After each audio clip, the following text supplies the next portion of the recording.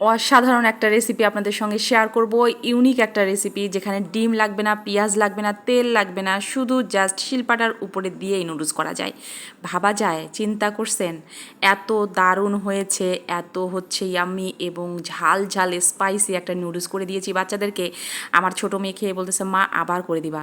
তো চলেন শেয়ার করি আপনাদের সঙ্গে খুব ইজি ওয়েতে কীভাবে আমি করেছি। আসসালামু আলাইকুম, by the way this is me Angela নাঞ্জেলাস, welcome back to another video. এই যে দেখেন, শিলপাটা নিয়েছি আমি একটা, চারটা দিয়ে দিচ্ছি, মানে লাল আর কাঁচামরিচ মিলে, মানে কাঁচামরিচের চারটা দিচ্ছি, আর বেশ কিছু রসুন, আর এইভাবে একটু লবণ দিয়ে এটাকে শিলপাটা এখন বেটে নিব। তো এটাকে একটু মিহি করেই বাটতেছি। যাই হোক, এখানে আমার বাটাবাটি হয়ে গেছে। এখন এখানে আমি যেটা করছি সেটা হচ্ছে, এখানে বেশ কিছুটা শশা কেটে রেখেছিলাম। ও হ্যাঁ, তার আগে ধনিয়া পাতা দিয়ে দিচ্ছি। আর এই তো শশা দিয়ে দিচ্ছি, আমি হাত দিয়ে এটাকে মিক্স করে নিচ্ছি, এটা হাত দিয়ে করতে হবে। তো যাই হোক, এখানে বেশ কিছু শশা এবং হচ্ছে ধনিয়া পাতা দিয়ে এটাকে ভালো করে মিক্স করে নিচ্ছি।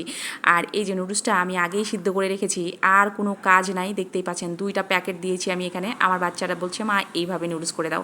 তো যাই হোক, বাচ্চাদের যেহেতু ডিমান্ড করে তো দিতেই হবে। তো এই তো দিয়ে এখানে নুডলসের যে মশলাটা ছিল সেটা উপর দিয়ে দিচ্ছি।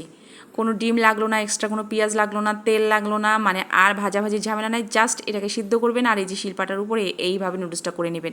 এটা যে এত স্পাইসি আর এত মজা হয়েছে বিশ্বাস করেন। জাস্ট কাঁচামরিচ, কয়েকটা রসুন আর ধনিয়া পাতা, আমি এক্সট্রা দিয়েছি এখানে শশা। আপনারা চাইলে এটাকে স্কিপ করতে পারবেন, আবার চাইলে এখানে আপনি গাজর টমেটো সেটাও অ্যাড করতে পারবেন। তো যাই হোক, এখানে 2টা কাঁটা চামচের সাহায্যে আমি উল্টায় পাল্টায় নিচ্ছি। আর আজকে সারাদিন আমি এমন কমেন্ট ব্লক খাইছি, কোনো পোস্ট করতে পারি নাই, কোনো ভিডিও করতে পারি নাই, একদম অবস্থা খারাপ হয়ে গেছিলো। ভাবছি যে কোনো কিছুই হয়তো করতে পারবো না আজকে সারাদিন। তো পরে দেখলাম যে না, এই মুহূর্তে দেখলাম যে আমি মানে একজন কমেন্ট করেছে, সেটার রিপ্লাই দেখলাম যে হচ্ছে। তো খুব তাড়াতাড়ি করেই ভয়েস দিয়েছি। আর এত দুর্দান্ত একটা স্বাদের নুডলস যদি আপনাদের সঙ্গে শেয়ার না করি, মনে হবে যে অনেক কিছু থেকে আসলে মানে বঞ্চিতই করা হবে। তো এত সোজাভাবে করেছি, চাইলে একবার হইলেও খাইতে পারবেন। আর মেহমান আসলে এই ইউনিক রেসিপিটা আপনারা করে দিতে পারবেন। মেহমান কিন্তু অবশ্যই অবাক হবে এবং সেই সাথে জিজ্ঞাসা করবে কেমনে করেছেন। তো এই তো হয়ে গেছে, আমি একটা বাটিতে সার্ভ করে নিয়েছি।